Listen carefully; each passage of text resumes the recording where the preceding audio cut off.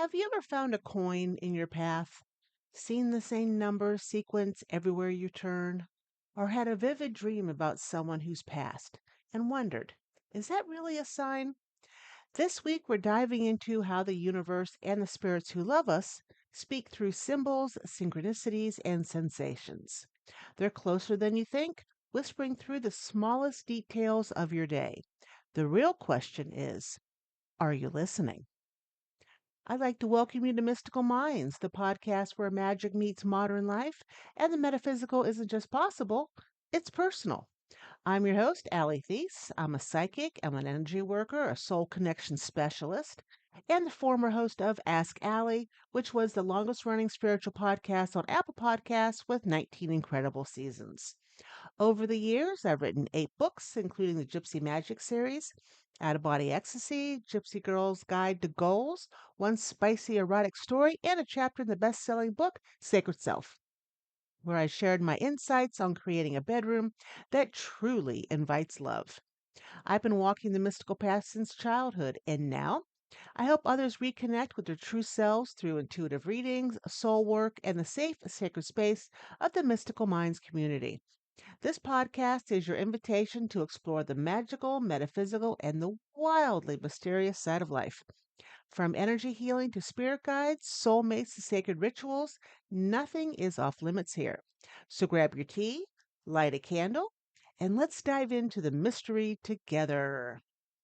Hello, hello. Welcome to October. This is going to be a good month. A lot of things going on. At the end of the month, and of course, I didn't write the dates down, it's the last weekend in October. I will be with Maria Shaw in Saginaw for her Cosmic Convention. It runs that Thursday through Sunday. I will be there doing readings, and I will be talking about how to create the bedroom that invites love that I wrote the chapter about. It is going to be good times for all. I hope you have a chance to go. And if you are on your way to Saginaw for that weekend, if you get a reading with me, if you prepay, schedule a 30-minute reading with me, you get a free ticket to the Cosmic Convention. All right. So that sounds something that might interest you. Please email me at alliethies@yahoo.com and we'll get that set up for you. Again, Alliethies, ALLIE, T as in Tom, HEI Sam, at yahoo.com. All right. So let us move to the card of the week. This week I'm using the Shaman's Dream Oracle by Alberto and Colette. And you will be able to see, or there'll be a link really, to the deck. Yeah, I can talk this Monday morning, to the deck below in the show's notes. So let's see what this week is going to bring us, shall we?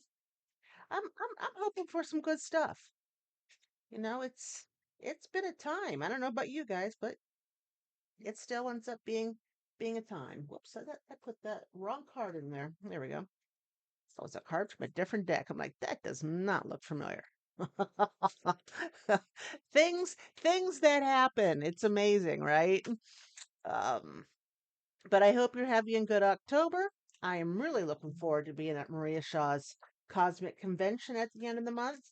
It is always a good time.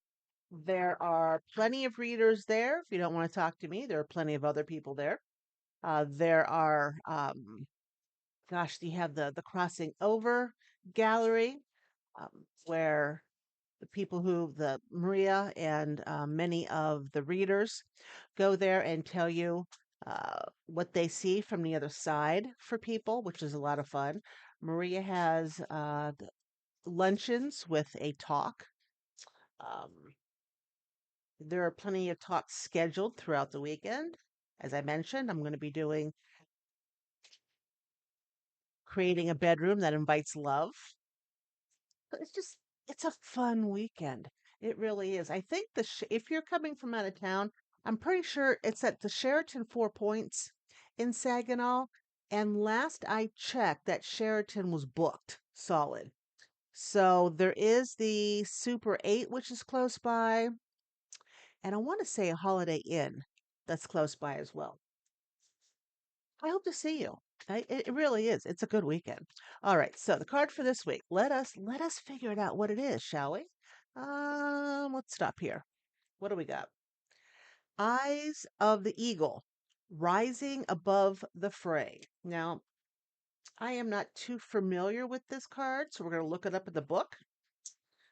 I'm going to take it. It means an overview and something about protection just by looking at the card. And Eyes of the Eagle, it is all about protection, inherent trust, and rising above the fray. The Eyes of the Eagle offers you the gift of foresight, the skill of looking ahead to see the unfolding of destiny before it all manifests as reality. The eagle's extraordinary vision allows it to spot the tiny mouse from its lofty perspective as it flies thousands of feet into the atmosphere. In a similar fashion, you too can train your keen eye to discern the workings of humans. Eyes of the Eagles is an invitation to witness the good, the bad, the ugly, and the beautiful, yet react to nothing. Act only to further your noblest calling. The eagle flies above all creatures, even when it meets obstacles. It simply rises above them. Know that you are protected. You can fly as high above the judgment slings and the arrows and the darts of envy from others who may not have your great wings and are still arguing with the pigeons over crumbs. Trust that you are ready for whatever fortune has placed before you, even if you feel not yet properly equipped to meet its challenges. Your willingness to say yes to spirit has nothing to do with how well outfitted you are. Hesitating, on the other hand, will suck the air from under your wings and make you lose altitude. You are called now to trust your heart and your instincts, to move forward fiercely and not waver. The time is right, and no harm can come your way if your motives are pure and you act courageously. So that is the card for this week. Now, just to keep in mind, it doesn't matter if you're listening to this episode as soon as I post it, or if you're listening to it a month from now, a couple years from now. Whenever you come across this episode and you're listening to this card getting pulled, this card is for you for the week. All right? All right. Something to keep in mind. Let me get all this stuff out of the way, and we will continue on with the mystical item of the week. And this week, we are talking about the Spirit Token Bowl.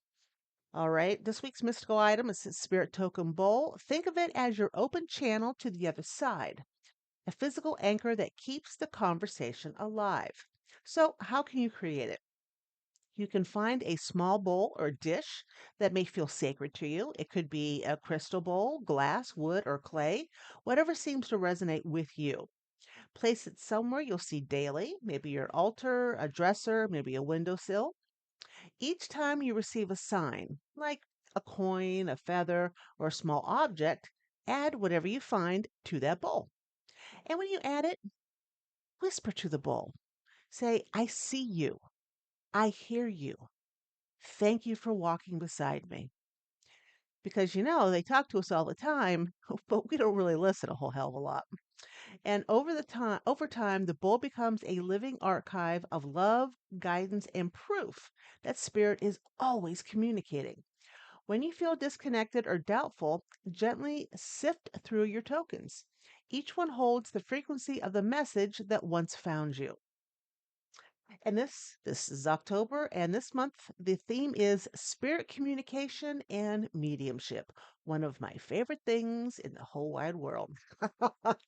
So the topic today is signs from spirit, coins, numbers, dreams, and more. Now, spirit rarely shouts, it nudges. Okay. Either nudges or the bottom drops out. It seems to be one or the other. Um, Messages from beyond don't always look or sound like we expect. They weave through everyday life. Spirit uses path of least resistance to reach you. What you'll notice, what you'll feel, and what you'll understand. So here are some of the most common ways spirit gets our attention. Coins. Who hasn't found a coin in their path? Pennies, dimes, or other coins that appear in your path are classic signs of reassurance. Often they're from ancestors or loved ones reminding you you're not alone. Pennies often carry messages of comfort and encouragement. Dimes tend to show up when you're at a turning point, reminding you that you're supported. There we go. You're supported as you move forward. When you find one, maybe just hold it, right? Close your eyes and just ask, who sent this? You might feel a name, a memory, or maybe a sudden wave of emotion. Trust your first impression. Then we have numbers, repeating numbers, right? Um, some ones that people see quite a bit of is four ones, 1111, which is talking about alignment, awakening, new portals opening. I see 1111 a lot on the clocks. 333, ascended masters, divine guidance, creative support. 555, change is afoot, trust the transformation. 777, spiritual mastery and divine connection. And 888, abundance flowing in or energy coming full circle. The trick is to tune in when you see these numbers. What were you thinking about when you saw that number? Okay. That's the message Spirit is amplifying. Then we have songs, which is a favorite way the Spirit communicates. Music. Spirit loves music, okay? Because music bypasses logic and goes straight to the heart. Okay. Music plays to our heart chakra. A song that plays at just the right time, especially if it connects to a loved one or old memory, it's not random. Pay attention to lyrics that repeat or songs that feel like a warm nudge from someone you miss. Then we have animals. Spirit speaks through nature as well. A cardinal may represent a departed loved one visiting. A butterfly might signal transformation or a gentle hello from spirit. A dragonfly often brings messages of hope and renewal. The behavior of the animal is just as important as the type. What was it doing when you noticed it? Of course, there's dreams. In the dream state, the veil between the worlds really is at its thinnest. When a loved one appears calm, radiant, or simply different than the waking life, it's usually a visitation. Spirit visits in dreams to offer comfort, closure, or guidance. Rarely is it fear. If a dream feels more real than real, please write it down. These are messages that are meant to be remembered. Spirit communicates in ways that are unique to your energetic language. What feels like coincidence to someone else might be a direct message for you. The more you acknowledge them, the clearer they become. Something that always happens to me in dreams is I end up in my grandma Pavlik's kitchen. Um, Grandma Pavlik is my mom's mom, and when you go into her house, when we would go visit, as soon as you open that door, you were just overcome by the aromas of her cooking something absolutely effing wonderful. Oh my God, could that woman cook and bake? Um, and when I dream about her and my grandfather, um, it always is around the kitchen. But it's funny enough, it's not the kitchen that was in her house when I was growing up. It's always a bigger, um, more welcoming kitchen, which is something my grandmother always wanted. My grandfather built the little house they lived in, and after World War II, and the kitchen was not very big at all. And it was an eating kitchen, so the table was in there as well. There was just no room to move around. Grandma always wanted a great big kitchen. So in the dreams when she visits me, there's always a huge kitchen. And since most of my relatives are deceased, a lot of them appear in the dreams to say, hey, as well. So you get a message. Now what do you do? Well, let's strengthen the connection, shall we? Spirit communication is a two-way dialogue, and acknowledgement strengthens the signal. When you dismiss signs as just a coincidence, spirit respects your free will and they take a step back. But when you pause and say thank you, it's like tuning up the volume, nope, turning up the volume on your cosmic radio. So there's ways to strengthen this connection. Keep a spirit journal to record your signs, dreams, and synchronicities. You can set a daily intention like, Spirit, show me a sign of love and guidance today. You can meditate with maybe an amethyst or a selenite to raise your vibration before you invite connection. You can use protective oils like frankincense or cedarwood to create a safe energetic boundary before opening communication. Remember, true connection with spirit should feel loving, calm, and uplifting, never heavy, never fearful. If it feels dark or draining, take a break, ground your energy. My favorite way is go out and hug a tree, I kid you not, and then call in the light. So, how do you know this stuff is real? Right? Skepticism is natural. After all, science can feel too low key to be sure. But here's how you can tell the difference between your imagination and your intuition kicking in. True signs feel calm and loving. They're not anxious or fearful. They repeat. Spirit often uses the same image, phrase, or pattern multiple times until you notice. Which, by the way, that's how they got me to notice my soul connections. Oh, those tricky spirits. They align with timing. The sign usually arrives right when you need comfort, reassurance, or maybe a direction. They resonate in your body. A shiver, a wave of warmth, a sudden sense of peace. Spirit speaks through sensation as much as sight or sound. When you start honoring these intuitive hits instead of rationalize them away, you'll find spirit doesn't need to shout, it only needs your attention. So, how do you interpret the message, right? The final step isn't just noticing the signs, it's understanding them. Spirit signs mirror your current emotional state and offer guidance, but they don't dictate your choices. They're meant to empower you, not control you. So you want to observe what appeared. Was it a number, a sound, an object, or a dream? You want to reflect on what you were feeling or asking or doing just before it happened. And you want to respond. Thank Spirit, jot it down, and act if inspired. For example, you've been doubting a decision and then see 1111, 1111 everywhere. Spirit is saying you're in alignment, move forward. If you're grieving and a song you shared with your loved one plays unexpectedly, it's the reminder love hasn't gone anywhere. Signs are invitations to trust that the veil between worlds is thinner than we think. They don't demand belief, they invite experience. So, some supportive tools to help you along your way. We have the crystal amethyst, which is wonderful. It enhances psychic clarity and dream recall. We have the essential oil frankincense. It connects higher consciousness and strengthens your faith. And flower essence, we have white chestnut. Calms looping thoughts, so that hamster on the wheel, so that intuitive whispers can be heard. Keep these near your spirit token bowl, or maybe use them before your soul work for the week or your meditation practice. Now, your soul week for the week. This week, you're not just observing signs, you're going to respond to them. Spirit has been whispering. Now it is your turn to whisper back. Find a quiet space, light a candle. Hopefully, you have a nice little bowl that is your spirit token bowl, and take 3 slow breaths. Feel the energy around you, that gentle shimmer when the veil thins. Then write freely in your journal, beginning with the line, I feel your presence around me when. Let whatever rises come through.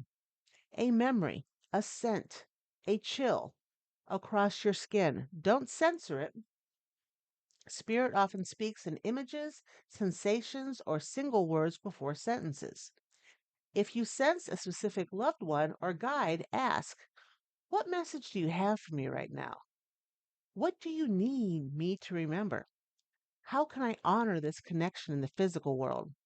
When you're finished, close your eyes and imagine your words turning into light, energy traveling beyond time and space, reaching the one who sent the sign.